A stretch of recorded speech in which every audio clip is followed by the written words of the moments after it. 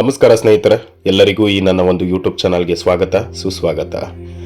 ಗೆಳೆಯರೆ, ನಾನು ಈಗಾಗಲೇ ಕರ್ಣ ಅವರ ಬಗ್ಗೆ ಪಾರ್ಟ್ 1 ಕೂಡ ಮಾಡಿದ್ದೀನಿ. ಈ ಒಂದು ವಿಡಿಯೋದಲ್ಲಿ ಅದರ ಮುಂದಿನ ಭಾಗದ ಮಾಹಿತಿಯನ್ನು ನೀಡ್ತಾ ಹೋಗ್ತೀನಿ.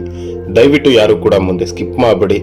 ಹಾಗೂ ನನ್ನ ವಿಡಿಯೋ ಹಾಗೂ ನನ್ನ ಮಾಹಿತಿ ನಿಮಗೆ ಇಷ್ಟ ಆಗಿದ್ರೆ ದಯವಿಟ್ಟು ಸಬ್ಸ್ಕ್ರೈಬ್ ಮಾಡಿ, ಲೈಕ್ ಮಾಡಿ, ನಿಮ್ಮ ಅನಿಸಿಕೆ ಅಭಿಪ್ರಾಯಗಳನ್ನು ಕಮೆಂಟ್ ಮುಖಾಂತರ ತಿಳಿಸಿ ಅಂತ ಹೇಳ್ತಾ ಈ ಒಂದು ವಿಡಿಯೋನ ಸ್ಟಾರ್ಟ್ ಮಾಡೋಣ ಬನ್ನಿ.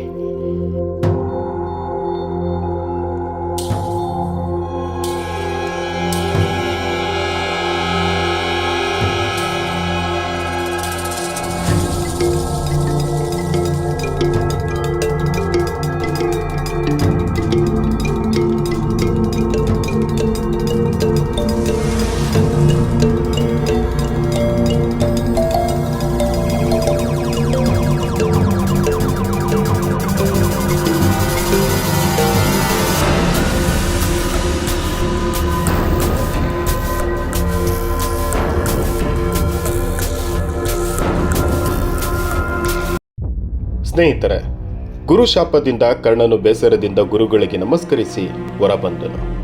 ಇದೇ ಸಮಯಕ್ಕೆ ಹಸ್ತಿನಾವತಿಯಲ್ಲಿ ಪಾಂಡವರಿಗೂ ಹಾಗೂ ಕೌರವರಿಗೂ ದ್ರೋಣಾಚಾರ್ಯರು ಶಸ್ತ್ರವಿದ್ಯೆಯನ್ನು ಕಲಿಸುತ್ತಿದ್ದರು. ಅದನ್ನು ಪ್ರದರ್ಶಿಸುವುದಕ್ಕಾಗಿ ಎಲ್ಲ ಸಿದ್ಧತೆಗಳನ್ನು ಕೂಡ ನಡೆಸಿಕೊಂಡಿದ್ದರು.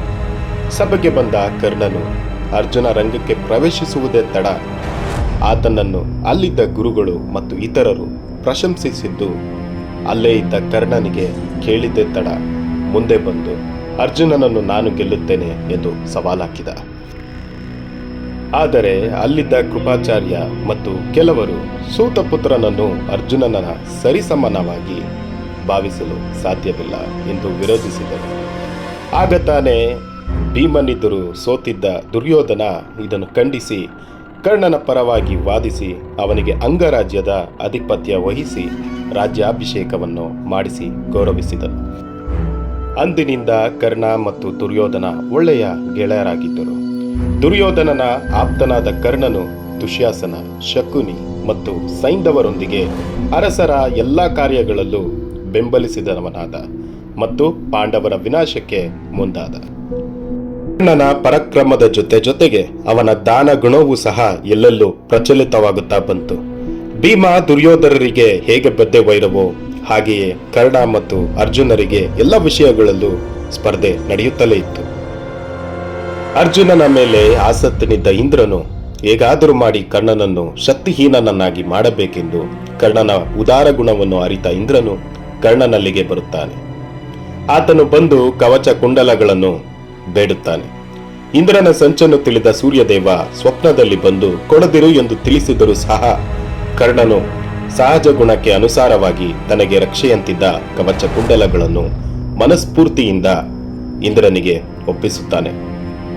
ಆದರೆ ಕರ್ಣನನ್ನು ಪರೀಕ್ಷಿಸಲು ಬಂದ ಇಂದ್ರನಿಗೆ ಈ ಸೂತಪುತ್ರನ ದಾನಗುಣವನ್ನು ಕಂಡು ಸಂತೋಷವಾಯಿತು.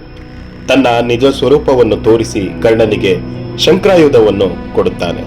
ಕವಚ ಕುಂಡಲಗಳಿಲ್ಲದ ಕರ್ಣನಿಗೆ ಇಂದ್ರನು ಶಂಕ್ರಾಯುಧವನ್ನು ಕೊಟ್ಟದ್ದು ಮತ್ತೊಮ್ಮೆ ರೆಕ್ಕೆ ಬಂದಂತಾಗುತ್ತದೆ.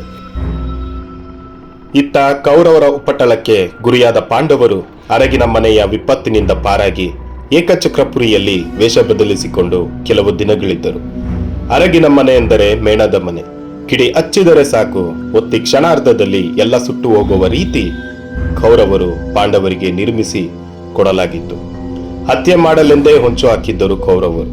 ಆದರೆ ಪಾಂಡವರು ಸುರಂಗದ ಮೂಲಕ ಪಾರಾಗಿ ಜೀವ ಉಳಿಸಿಕೊಂಡಿದ್ದರು. ವೇಷ ಮರೆಸಿಕೊಂಡು ದ್ರೌಪದಿಯ ಸ್ವಯಂವರಕ್ಕೆ ಬಂದ ಅರ್ಜುನನಿಗೂ ಕರ್ಣನಿಗೂ ಮತ್ತೆ ಸವಾಲು ಬೀಳುವ ಸನ್ನಿವೇಶ ಒದಗಿ ಬರುತ್ತದೆ. ದೃಪದ ಅಂದರೆ ದ್ರೌಪದಿಯ ತಂದೆ ಮತ್ಸ್ಯ ಯಂತ್ರವನ್ನು ಸವಾಲಿಗೆ ಎಂದು ಇಟ್ಟಿದ್ದ. ರಾಜ ಮಹಾರಾಜರು ಅದನ್ನು ಭೇದಿಸಲಿಲ್ಲದಿದ್ದಾಗ ಕರ್ಣನು ಮುಂದೆ ಬಂದು ಮತ್ಸ್ಯಯಂತ್ರಕ್ಕೆ ಗುರಿಯಿಟ್ಟಾಗ ದ್ರೌಪದಿಯು ಶಸ್ತ್ರ ವಿದ್ಯ ಕುಶಲನಾದ ಕರ್ಣನನ್ನು ಸೂತಪುತ್ರನೆಂದು ಧಿಕ್ಕರಿಸುತ್ತಾಳೆ. ನಂತರ ಕರ್ಣ ಅವಮಾನದಿಂದ ಬಿಲ್ಲು ಬಾಣಗಳನ್ನು ಕೆಳಗೆಸೆದು ತನ್ನ ಪೀಠದತ್ತ ಹಿಂತಿರುಗುತ್ತಾನೆ. ಆ ನಂತರ ಬ್ರಾಹ್ಮಣರ ಸಮೂಹದಲ್ಲಿ ಬ್ರಾಹ್ಮಣರ ವೇಷಧಾರಿಯಾಗಿದ್ದ ಅರ್ಜುನನು ಎದ್ದು ಬಂದು ಜನರು ಅಪಹಾಸ್ಯ ಮಾಡಿದರು, ನಕ್ಕರು ಸಹ ಹೆಜ್ಜೆ ಹಿಂತೆಗೆಯದೆ ಮತ್ಸ್ಯಯಂತ್ರೆಯನ್ನು ಭೇದಿಸಿದ. ಇತ್ತ ಅವಮಾನಕ್ಕೆ ತುತ್ತಾದ ಕರ್ಣನಿಗೆ ಅರ್ಜುನನ ಮೇಲೆ ಮತ್ತಷ್ಟು ಬೇಸರ ತಂದಿತು.